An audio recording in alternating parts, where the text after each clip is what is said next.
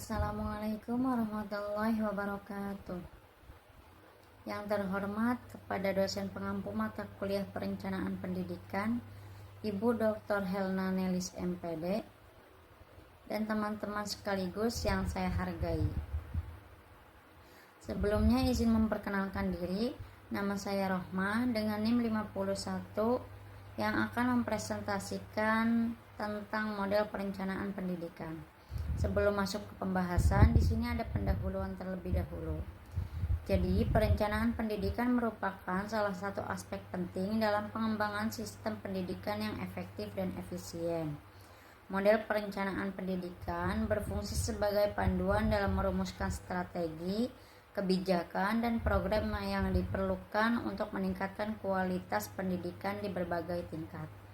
Maka, penting untuk memiliki model perencanaan yang adaptif dan responsif terhadap dinamika-dinamika tertentu. Model-model ini mencakup pendekatan tradisional hingga yang lebih modern. Contohnya itu seperti model tradisional, model partisipatif, dan model berbasis data, serta masih banyak model yang lainnya.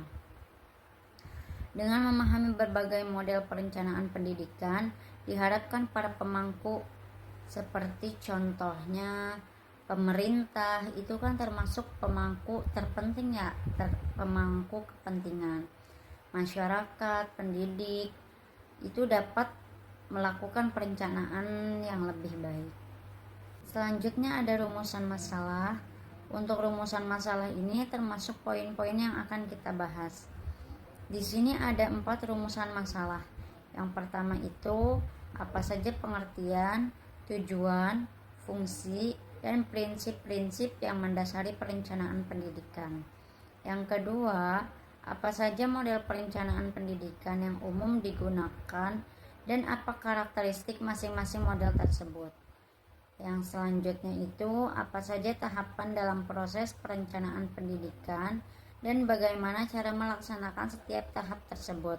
Dan yang terakhir itu bagaimana cara mengimplementasikan, memonitor, dan mengevaluasi rencana pendidikan untuk memastikan keberhasilannya. Baik, kita masuk ke pembahasan yang pertama, konsep dasar perencanaan pendidikan. Jadi, perencanaan pendidikan itu dapat didefinisikan sebagai proses sistematis yang melibatkan identifikasi kebutuhan, penetapan tujuan, pengembangan strategi, dan pengalokasian sumber daya untuk mencapai hasil pendidikan yang diinginkan.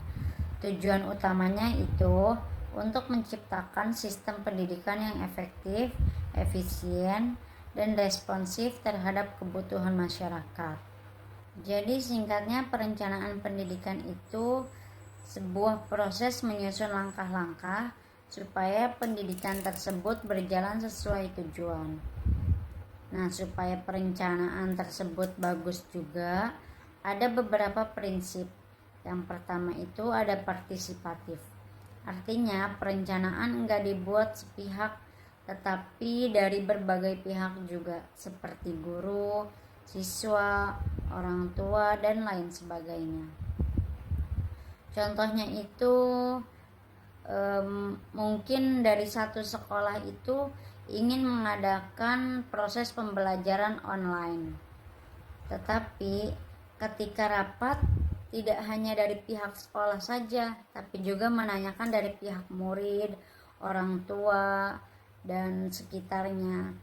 Maksudnya biar para murid ini memadai tidak kalau proses pembelajaran itu secara online.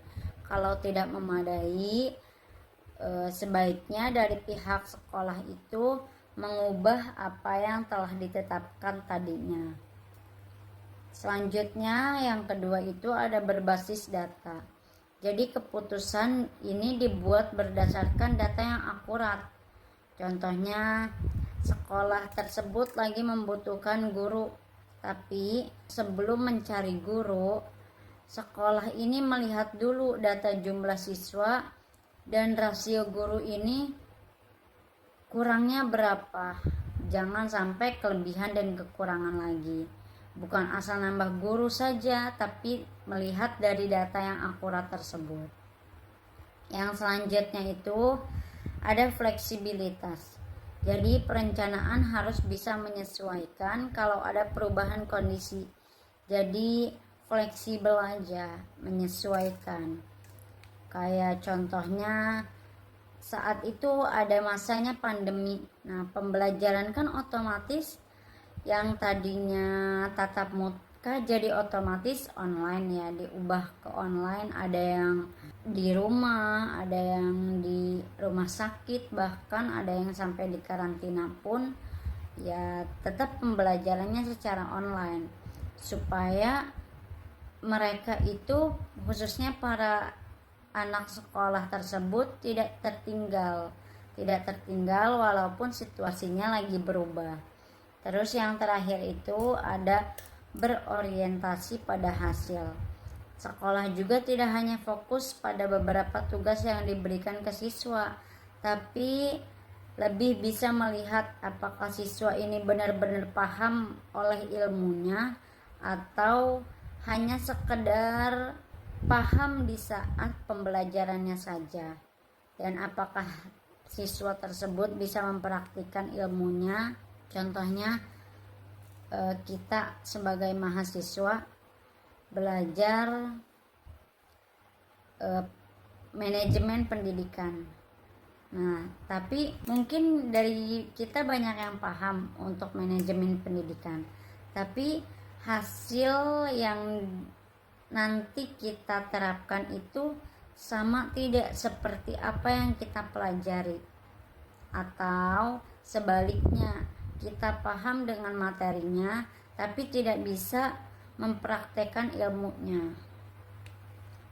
Jadi singkatnya, perencanaan pendidikan itu kayak nyusun peta perjalanan, tahu tujuannya kemana, apa saja yang dibutuhkan, siapa saja yang ikut terlibat, dan siap menyesuaikan kalau ada rintangan di jalan.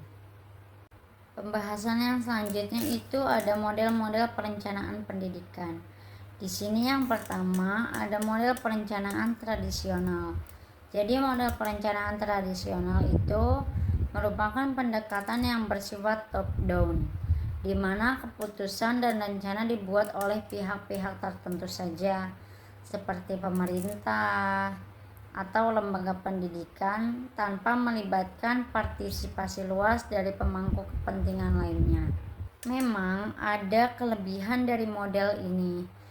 Kelebihannya itu salah satunya kemampuannya cepat dalam pengambilan keputusan, tapi sayangnya seringkali kebutuhan nyata dari masyarakat dan pemangku kepentingan lainnya itu terabaikan. Nah, jadi di model yang pertama ini ada kurang dan ada lebihnya juga. Terus selanjutnya untuk model yang kedua ini ada model perencanaan partisipatif. Nah, perencanaan partisipatif ini modelnya berbeda dengan model tradisional tadi yang pertama. Kalau model yang pertama tadi hanya dibuat oleh pihak-pihak tertentu saja, tetapi model yang kedua ini keterlibatan semua pemangku kepentingan termasuk pendidik, siswa, orang tua, masyarakat dalam proses perencanaannya itu. Nah, adanya pendekatan ini itu untuk menciptakan rasa memiliki tanggung jawab bersama terhadap hasil pendidikan nantinya. Bahkan ini keterlibatan banyak pihak, jadi enggak saling menyalahkan ini atas dasar pihak tertentu, karena kan ini keterlibatan pihak bersama. Jadi walaupun nanti bagaimana hasilnya, tapi tetap tanggung jawab kita, soalnya itu ada partisipasinya dari pihak kita juga. Terus yang terakhir ini ada model perencanaan berbasis data atau data-based planning. Sama seperti tadi ya, tadi itu untuk prinsipnya ada yang berbasis data. Ini juga sama, untuk model perencanaannya ada yang berbasis data. Jadi berbasis data ini maksudnya tadi itu pendekatan yang mengutamakan penggunaan data yang akurat, atau informasi yang akurat dalam pengambilan keputusan. Jadi nggak asal ambil keputusan saja, tapi juga berdasarkan data yang telah akurat gitu. Selanjutnya itu membahas tentang proses dan tahapan perencanaan. Proses perencanaan pendidikan melibatkan beberapa tahapan yang saling terkait untuk mencapai tujuan pendidikan yang telah ditetapkan. Sebenarnya perencanaan pendidikan itu mirip kayak kita bikin rencana dalam kehidupan sehari-hari. Sama juga ada 3 tahap penting. Yang pertama ada identifikasi kebutuhan dan sumber daya. Nah, maksudnya ini kita harus tahu dulu apa yang kita butuhkan dan apa yang tersedia. Contohnya untuk mahasiswa yang pulang pergi khususnya ya, itu kan pasti punya kendaraan ya. Nah, jadi yang udah tersedia kan itu motor. Nah, yang kita butuhkan itu motor, itu berarti harus ada bensin. Nah, kalau motor nggak ada bensin percuma kan, kita nggak bisa pakai motor tersebut. Nah, ketika motornya nggak ada bensin, nanti kita masuk penyusunan rencana aksi yang tahap kedua. Nah, maksudnya untuk tahap kedua ini kan tadi kita udah tahu kebutuhannya itu bensin. Nah, kita bikin langkah-langkah untuk mencapainya. Kita bikin rencana di sini. Ada pengisian bensin itu contohnya seminggu sekali. Nah, terus setelah udah kita rencanakan pengisian bensin berapa rutinnya, masuk ke tahap ketiga yaitu penjadwalan dan alokasi anggaran. Nah, dari penjadwalan dan alokasi anggaran ini, setelah tadi kita membuat rencana, maka kita tentukan dalam seminggu sekali itu hari apa jadwalnya, kemudian kita susun anggarannya. Contohnya seminggu sekali itu kita isi bensin berapa ribu. Nah, itu untuk di hari apa, seperti itu. Jadi udah tertahap tahapannya. Nah, sekarang kita masuk pembahasan yang terakhir. Ada implementasi dan evaluasi. Jadi dari implementasi dan evaluasi ini mempunyai 3 aspek utama. Yang pertama ada strategi implementasi rencana pendidikan. Nah, untuk tahap yang pertama ini kita membuat strategi untuk menjalankan rencana tersebut. Bagaimana, seperti apa, dan kapan. Nah, ini ada di aspek utama yang pertama. Terus selanjutnya yang kedua ada monitoring dan pengendalian. Nah, setelah dijalankan, contohnya seperti hari H. Nah, ketika rencana sedang berlangsung itu, maka kita harus mengawasi, dicek apakah pelaksanaannya sesuai rencana ataukah tidak. Dan kalau tidak itu, contohnya ada masalah yang bisa langsung diperbaiki, maka kita langsung perbaiki. Tetapi kalau ada masalah yang memang sekiranya tidak bisa diperbaiki hari H tersebutnya, nanti kita masuk ke tahap yang nomor 3.